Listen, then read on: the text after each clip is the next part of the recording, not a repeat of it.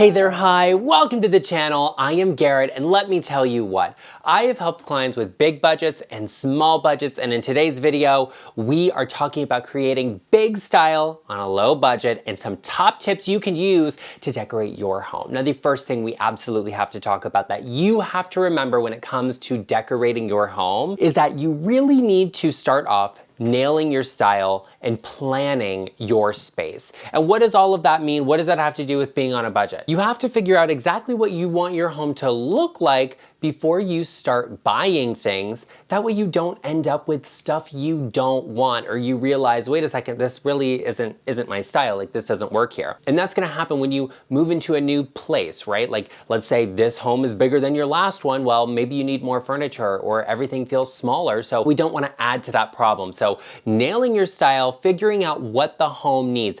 Come up with some floor plans, get some inspiration, find photos that reference what you want to achieve before you start buying. Now, let's talk about some of the areas where I think you should spend a little bit of extra money, and some of them you should definitely save on. I hesitate to tell you these are things that are good to spend a lot of money on, but they're things that we don't want to sacrifice quality on, so keep that in mind. The main item in a room, the main piece of furniture in that room is something that it always makes sense to get the best quality you can afford for. So like, a sofa in your living room.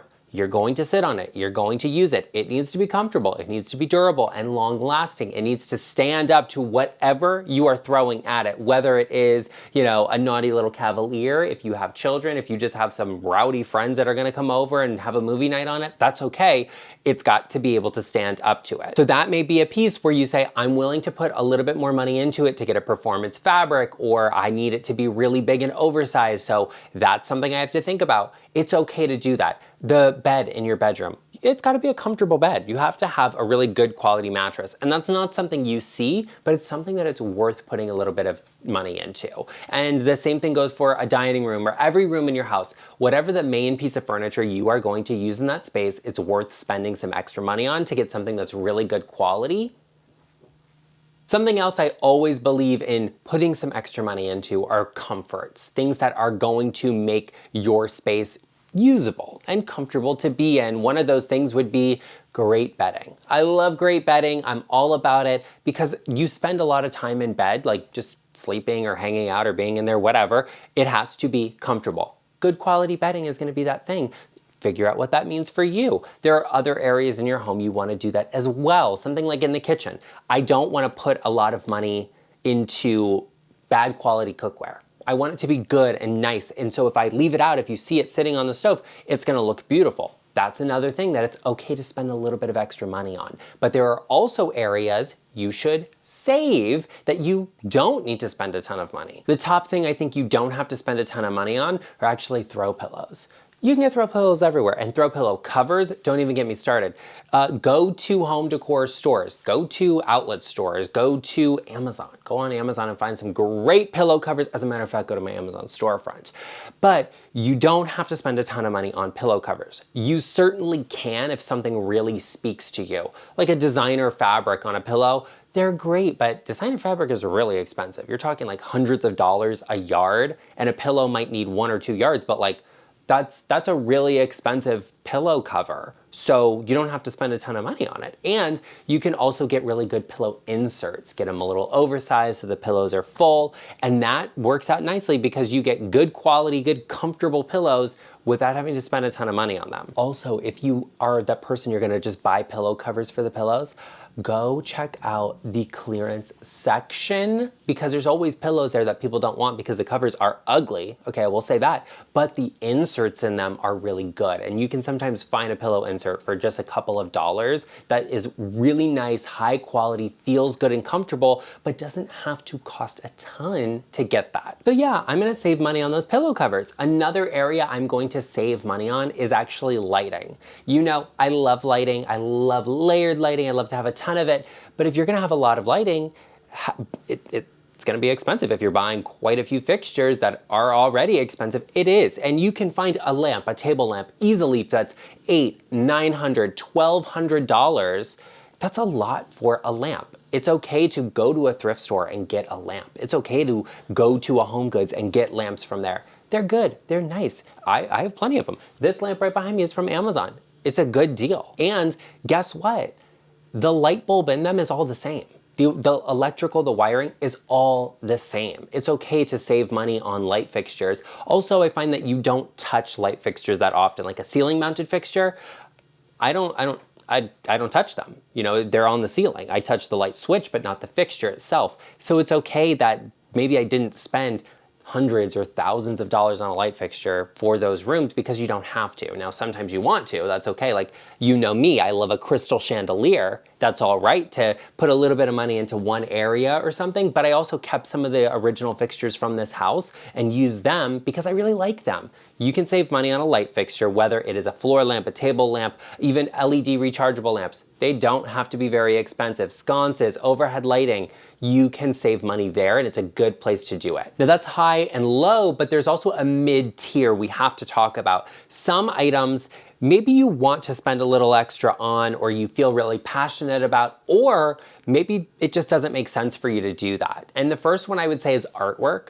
I love artwork. I love real artwork, original artwork, but it's expensive. And you might not be the person that says, I can justify putting that money into artwork. A custom commission piece, let's say thousands of dollars, okay? And it's not, I'm not the person that's ever going to tell you art's not worth it, because it's representative of what's happening right now and creativity. It also brings life into a space, but you just might not be able to afford it.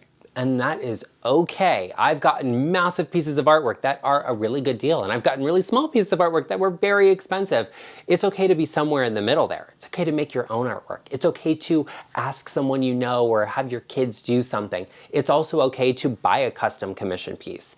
I'd also say, look at what's at those box stores. You might find something you like, because sometimes it doesn't have to be the most groundbreaking piece of artwork. It can just be a generic piece that works, that fits the space and ties the color in together. If you're not the person that has that great appreciation for it, that's all right. Or you can get multiple pieces, layer and collage them together. Sometimes you just want to get a bunch of matching frames and put black and white family photos in them. That's okay too. Thrift stores have great artwork. And if you're looking for an actual piece, a custom commission piece, art schools always have students that are looking to sell a piece and make a little extra money. Art fairs are great places to find things too. And don't write off sculpture as well. There are lots of interesting things out there you can get that will take the place of a painting, but be more interesting or textured or physical. That's cool too. Artwork is a great place to think about spending money, but it doesn't necessarily have to be that place you do it. Another good place to save a little bit of money, but it's worth putting something into, is drapery and window treatments.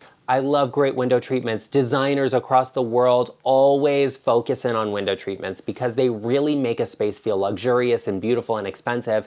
But I don't think you have to go fully custom with window treatments. You know, designer fabric, like I said, hundreds of dollars a yard. You could spend tens of thousands of dollars on window treatments, on a single window treatment. But you don't have to, absolutely not. You can get beautiful things, and you can find them in my Amazon storefront, that will actually fit your space in a custom way and look very expensive for not a lot of money. But choosing window treatments can be difficult. As a matter of fact, every aspect of interior design can be hard, especially when you're on a budget. So it's worth maybe talking to a professional like me. You could book a one-on-one virtual design consultation with me using the link in the description box down below, or going to intro.co. We can do a FaceTime call together where you can show me your house and I can tell you exactly what I think you need to do and get some of those difficult questions answered. So be sure you check it out, and be sure to remember that the times shown are already in your time zone. Another great mid-tier item that you should consider for your home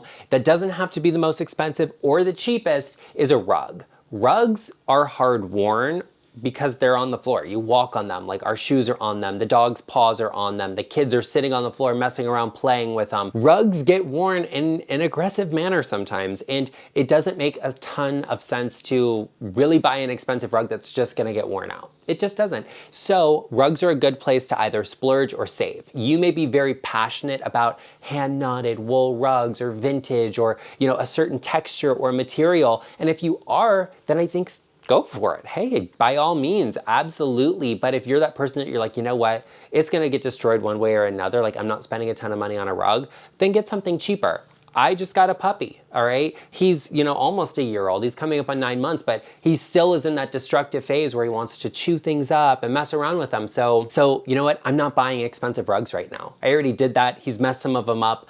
I'm not happy about that, but it is what it is, and I knew it was gonna happen. That's something I have to think about. I'm not replacing those rugs that he's messed up because they're just gonna get messed up again until he's a little bit better trained and calmer. I have so many clients who say, my pet is just a little older right now, so we're not doing rugs at the moment, and maybe in the future we will, but they have accidents or something.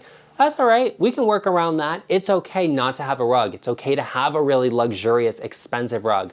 The more delicate rugs in my home are in the studio here, where I have a cowhide, I have a wool rug that I really love so much. And so when I'm not working in here, the door is closed. Arden doesn't come in because he's not gonna mess up the rugs any more than he already has. We're not gonna talk about that. But that's something to think about also. Now, if you made it this far in the video, you're obviously getting some good value for your time, and I love that for you, but you should also take a moment, hit that subscribe button. I am always looking out for you in every one of these videos, 2 a week, so be sure you join us, become a part of our GarrettLeChic family, and hit that subscribe button. Call yourself an OG and subscribe before we hit 100,000 subscribers. Yes, join us. I also would greatly appreciate it if you help me to defeat YouTube's algorithm by giving this video a like. Okay, that's the high, the low, and the mid-tier areas where you should be considering what you're putting your money into. But there are also some other things to think about, and that's new and old. I like a mix of high and low and new and old. I think that builds character, it builds personality into your home, and that's sometimes what you need when you're working on a budget that's big or small. All right, I like to see a little vintage here or there. Maybe if you have a really high budget, we're looking at antiques. But if you have a lower budget, we're looking at some cool vintage pieces, and that's okay. Now, what I would say to go vintage on is something that's easy to clean and take care of. So I'm looking for stone and wooden tables, wooden chairs. Those are things that I can literally just wipe clean. And I am very happy about that because I don't have to worry about what's going on underneath that I can't see, because I can see everything. Wooden chairs, tables. I have a vintage marble coffee table here in my studio that I absolutely love. I have a vintage desk here that, once again, is one of my favorite pieces in this space. You can go vintage on artwork. Like I said, go to some thrift stores, check out what they have, see what's happening. Etsy is a great place to find vintage artwork. I love that. Cherish is great for vintage furniture because they offer shipping. It's one of my favorite sites to go to. eBay. eBay is great for accessories and decor, which is another area I think going vintage on makes a lot of sense, because vintage accessories, they tend to not be mass produced, not to be like low quality, junky. I don't like plastic things. I don't like things that don't feel like original, authentic to me. I like vintage books too, so vintage coffee table book. That's a great way to get artwork on a budget. If you find a beautiful book that has great images, go for it, especially one that's a little damaged, like if the cover's messed up, the spine's broken. Nobody's restoring a $5 book. As long as it's not a rare book, I mean, check it out and see, because you might find like, a first edition book that's gonna pay off your mortgage, and I love that for you. But, if it's not that, then just cut it up and turn it into artwork. That's great too. Vintage books, wonderful. Vintage accessories and decor. There's so much personality there, and I think that's interesting. I wanna find collectible things or vintage things. Find something you're passionate about, especially when you're on a budget. Like, I collect Wedgwood, all right? I talk about this in a ton of videos. I love jasperware. It's one of my favorite things. I have a weakness for it, okay? I love it because it's something I know I'm never going to look at a piece of it and be like, oh, I'm tired of that. Just donate it to the thrift store. Like, absolutely not. I'm gonna go to the thrift store to look at you donating it because I think you're crazy and I'm gonna buy that, okay? That's what I love about it. So I know I'm never going to waste money on it. I'm never gonna get tired of it. Now, when it comes to buying things brand new, my go-to is going to be anything upholstered. I'm looking for it brand new because reupholstering furniture is very expensive. You are going to have a really hard time choosing what fabric you're going to reupholster it in. So sometimes it could take months. The good reupholstery people will have big backlogs of clients, so you're going to wait a while to have that done. And like I said, it's really expensive. Designer fabric is really expensive. Now, here are some top tips to remember when you are sourcing, you're buying things when you're on a budget, because I want you to get the best deals, the best value for your money, no matter what your budget is. So number one is get creative when you're sourcing. And sometimes that means looking a store up, seeing if they're associated with another retailer, or looking to see if there is a dupe of that product. If it's something brand new, like there's going to be a dupe out there most likely. So like, why would you pay a premium for something that someone else is making the same exact thing cheaper? And also, you don't realize a lot of stores, they buy from distributors. So it literally is the same exact thing. I also am a professional at reverse image searching things all of the time. Google is one of my favorite resources in the world. Reverse image search that thing, you will find it for cheaper somewhere else, or you may find that it's a way better deal than you thought it was, and now you're really excited about it. Get creative with sourcing. Like I said, go to the thrift stores, go to yard sales, go to antique stores, and go to flea markets too. Go to swap meets. Hey, that's great too. I love Facebook Marketplace. Amazing, amazing resources are out there, so get creative when you're looking for them. The next top tip I want you to remember is to take your time and don't rush, because when you rush, you're probably not gonna get the best deal possible. I will wait until sale season. I know that there are certain retailers I like that they have a sale every year around the holidays. That's when I'm gonna look to buy those items and purchase those things because I want the best deal possible. I'm also gonna go to outlet stores. I love an outlet store. Love an outlet store because I can also look at items that have damage on them that they're trying to sell cheap, and I can say, well, you know, if I was thinking of getting that new, I see all of these pieces, 10 of them here, all have the same type of damage. Maybe that's not the quality I thought it was. Avoid it. Something else you have to remember is that you are usually going to sacrifice something when it comes to design.